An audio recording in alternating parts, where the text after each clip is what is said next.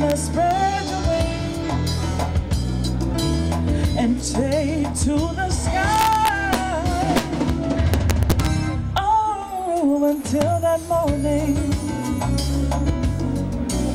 ain't nothing gonna harm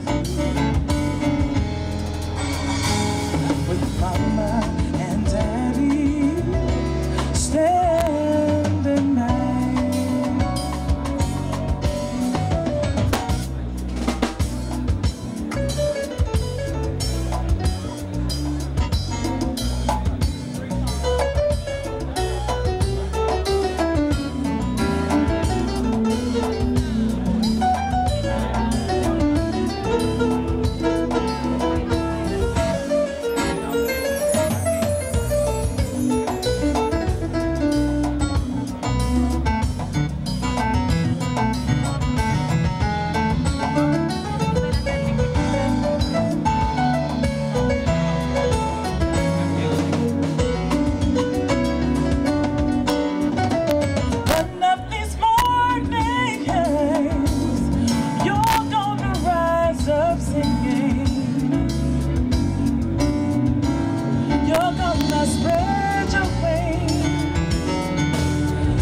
Take to the sky.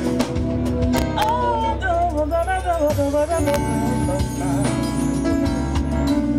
ain't nothing gonna harm you with mama and daddy stay.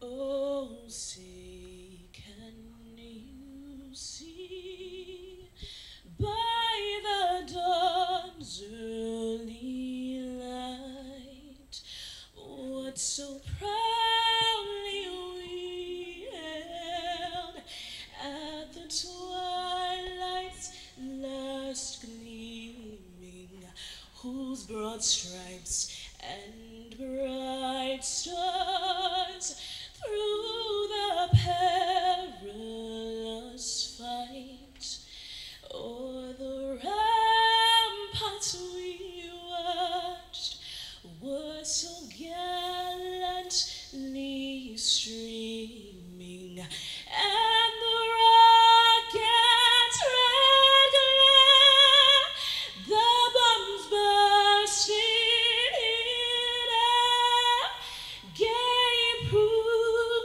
through the night that our flag was still there.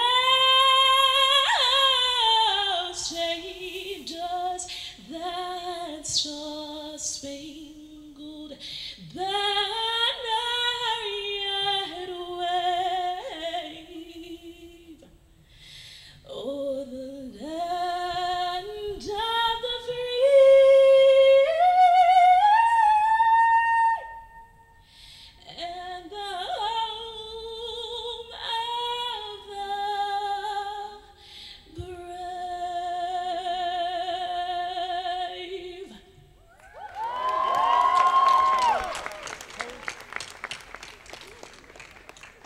Pour le pays, pour les ancêtres, marchons unis, dans nos rangs, point de traître, du sceau, soyons seuls maîtres, marchons unis pour le pays, pour les ancêtres, marchons unis pour le pays, pour les ancêtres.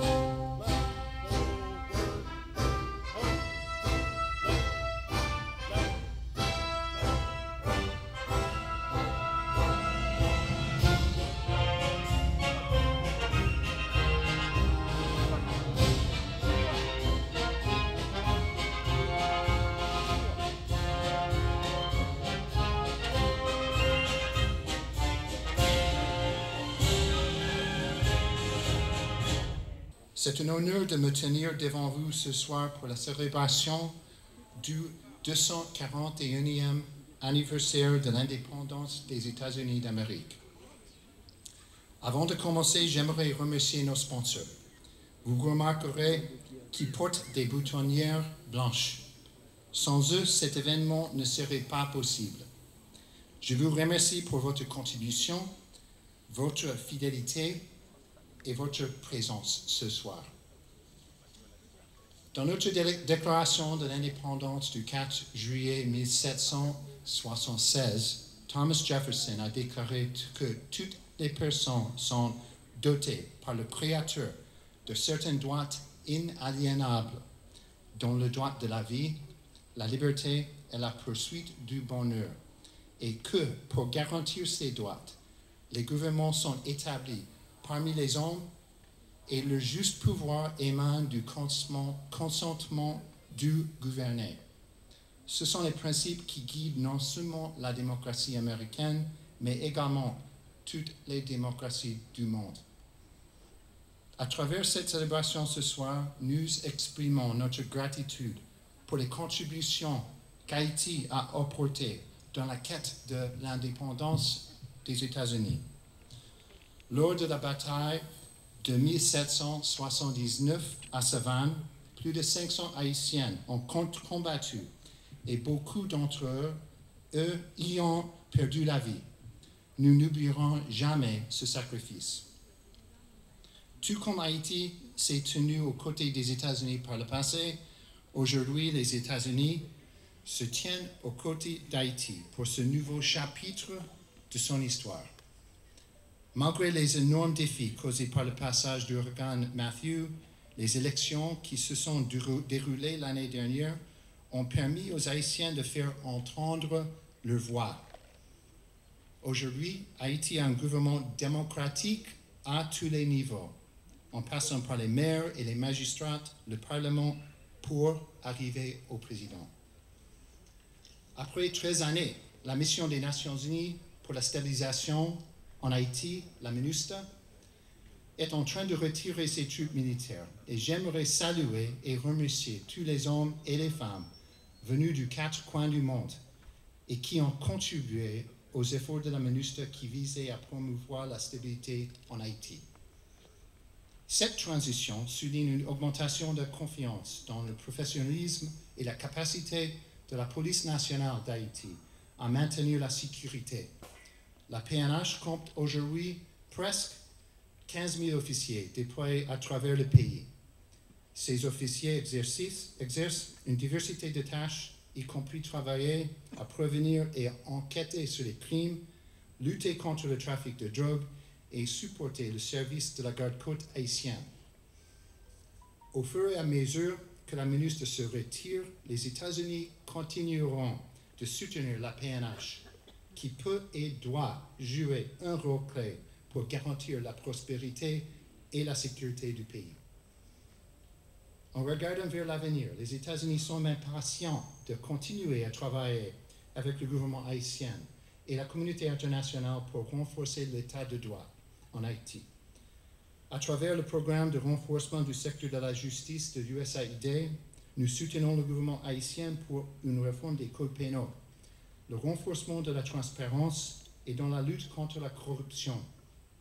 Nous travaillerons également en étroite collaboration avec la nouvelle mission des Nations Unies pour l'appui à la justice en Haïti, MINUJUST, qui, en plus de renforcer la capacité de la PNH, aidera le gouvernement haïtien à renforcer l'état de droit et à garantir le respect des droits humains pour tous les Haïtiens. Un état de droit fort est essentiel pour la bonne gouvernance et favorisera un climat propice d'attirer les investissements pour élargir et stimuler la croissance économique. Conformément au plan du président Moïse pour améliorer le climat des affaires, les États-Unis travaillent avec des entreprises haïtiennes pour attirer des investissements et accroître l'accès au financement. Le projet LEAD de USAID octroie des subventions afin de renforcer les investissements dans les petites et moyennes entreprises qui, depuis 2011, ont créé plus de 13 000 emplois et générer 28 millions de dollars. En tant que les deux républiques les plus anciennes de l'hémisphère occidental, le partenariat entre les États-Unis et Haïti s'étend au-delà de la collaboration politique et économique. Les États-Unis sont fiers de s'associer au gouvernement haïtien pour améliorer les conditions de santé de la population haïtienne. Et ce partenariat constitue un pilier important de nos relations. C'est donc pour cela qu'à l'occasion de cette célébration de notre indépendance, nous mettons l'accent sur le partenariat haïtiano-américain dans le secteur de la santé. Mesdames et messieurs, aujourd'hui, nous sommes engagés dans le renforcement du partenariat entre nos deux pays pour promouvoir le développement et pour garantir plus de prospérité et de sécurité. Nous sommes très fiers du rôle qui joue la diaspora haïtienne aux États-Unis, une communauté qui compte actuellement environ 1 million de citoyens, qui valorise notre culture, notre histoire, notre économie, et qui représente un pilier dans les relations entre nos deux pays. La diaspora établit un lien constant entre nous, et nous sommes encouragés par les contributions, particulièrement à travers les investissements qu'elle apporte pour assurer une croissance économique et un développement soutenu en Haïti. Alors que nous célébrons l'anniversaire de l'indépendance des États-Unis, nous anticipons un avenir dans lequel tous nos citoyens auront l'opportunité de vivre dans la sécurité et la prospérité et de mener une vie saine. Je voudrais profiter de cette occasion pour réitérer la volonté manifeste du gouvernement haïtien de continuer à travailler en étroite collaboration avec les États-Unis d'Amérique au fin d'assurer la consolidation d'un État de droit construit sur la croissance économique et la stabilité sociale. Je réitère le ferme engagement du gouvernement à susciter des actions concrètes visant à améliorer les conditions d'existence de la population.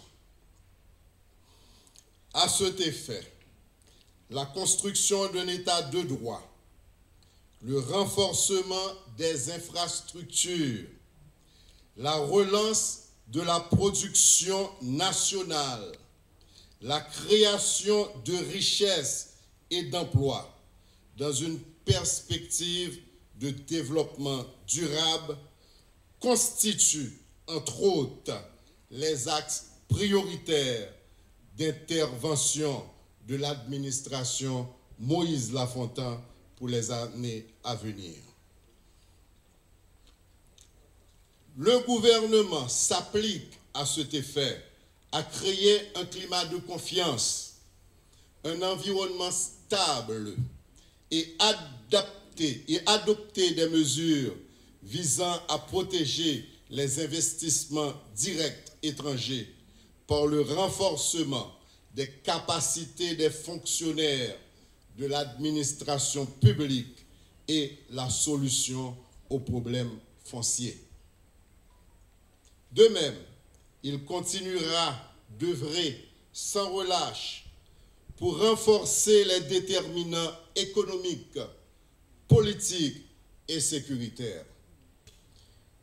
L'objectif ultime est de changer de paradigme en transformant une fois pour toutes Haïti, en la faisant passer d'un pays destinataire de l'assistance humanitaire internationale à celui de récepteur d'investissements directs étrangers.